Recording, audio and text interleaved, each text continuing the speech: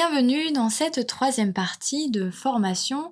Après avoir appris à utiliser un ordinateur et naviguer sur Internet, nous allons maintenant voir comment adopter de bonnes pratiques numériques. Car savoir utiliser un ordinateur, c'est bien, mais savoir l'utiliser intelligemment et en toute sécurité, c'est encore mieux. Nous allons voir comment organiser ses fichiers, sauvegarder ses données, mettre à jour son ordinateur, créer des mots de passe sécurisés et éviter les virus et les arnaques. Lorsque l'on commence à utiliser un ordinateur régulièrement, on accumule très vite beaucoup de documents. Pour ne pas s'y perdre, il est important de créer des dossiers thématiques, par exemple un dossier administration pour les factures, un dossier formation pour les documents de cours, un dossier photo pour vos souvenirs. Pensez aussi à renommer vos fichiers clairement.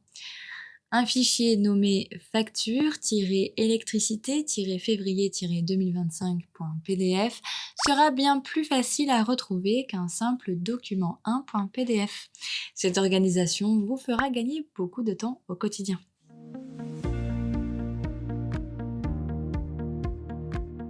Il suffit d'une panne d'ordinateur ou d'une mauvaise manipulation pour perdre ces documents. C'est pourquoi il est indispensable de faire des sauvegardes régulières. Vous avez deux options. La sauvegarde locale sur une clé USB ou un disque dur externe. Il suffit de copier vos fichiers importants depuis l'explorateur de fichiers. La sauvegarde en ligne, aussi appelée cloud, permet de stocker vos fichiers sur Internet.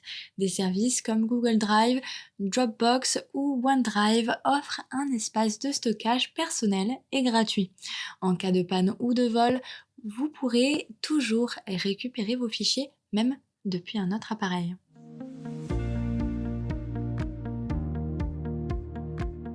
Les mises à jour permettent de corriger des erreurs, de renforcer la sécurité et parfois d'ajouter de nouvelles fonctionnalités. Sur Windows, vous pouvez vérifier les mises à jour en allant dans Menu Démarrer, Paramètres, mise à jour et sécurité.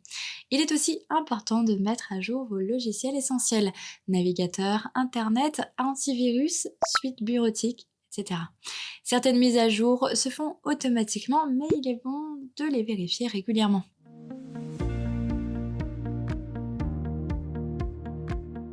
Les mots de passe protègent vos données personnelles. Il est donc essentiel de créer des mots de passe solides et de les gérer correctement.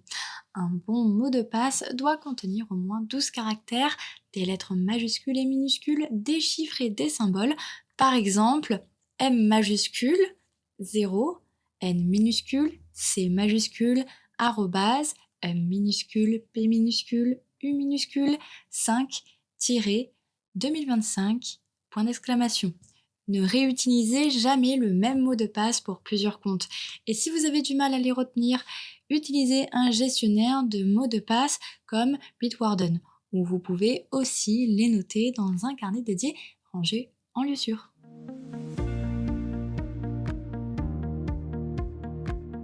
Un virus est un programme malveillant qui peut endommager votre ordinateur ou voler vos données. Pour s'en protéger, suivez ces quelques conseils. Installez un antivirus fiable. Windows Defender fourni avec Windows suffit pour un usage personnel. Ne téléchargez jamais un fichier depuis un site inconnu. Ne cliquez pas sur des liens douteux même s'ils viennent d'un contact. Méfiez-vous des fenêtres pop-up qui vous annoncent un faux gain ou un danger inexistant. En cas de doute, ne cliquez pas, demandez conseil à un proche ou à un professionnel.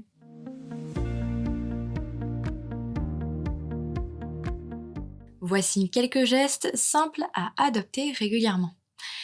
Redémarrez votre ordinateur s'il devient lent ou bug. Ne laissez pas trop de programmes ouverts en même temps. Nettoyez votre bureau, supprimez les raccourcis inutiles, cela améliore la lisibilité. Rangez vos fichiers au fur et à mesure comme vous le feriez dans une armoire. Et surtout, ne paniquez pas en cas d'erreur. La plupart des problèmes ont une solution simple et chaque erreur est une occasion d'apprendre.